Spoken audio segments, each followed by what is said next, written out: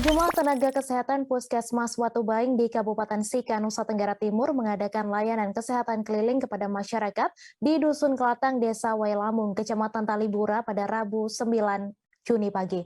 Petugas menggunakan kendaraan roda 2 untuk menempuh perjalanan ke daerah terisolir yang berada cukup jauh dari puskesmas dengan kondisi medan yang sulit. Di lokasi itu, petugas melayani puluhan masyarakat yang sakit dan pemeriksaan malaria. Untuk informasi selengkapnya akan disampaikan langsung oleh wartawan Tribun Flores, Arnold Welianto, yang kini sudah terhubung bersama kami. Silakan, Arnold. Ya, baik Mei dan juga sahabat Tribuners dimanapun berada.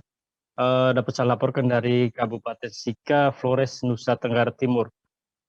Yang benar pada Rabu 9 Juni 2022 pagi, sejumlah tenaga kesehatan terdiri dari 8 tenaga kesehatan Puskesmas Watubaing yang terdiri dari tenaga dokter, perawat, analis laboratorium, tenaga promosi kesehatan, dan kesehatan lingkungan. Ke-8 nakes ini berangkat menuju ke salah satu dusun terisolir menggunakan sepeda motor, di mana jarak tempuh dari Puskesmas Watubaing ke dusun tersebut kurang lebih 18 km.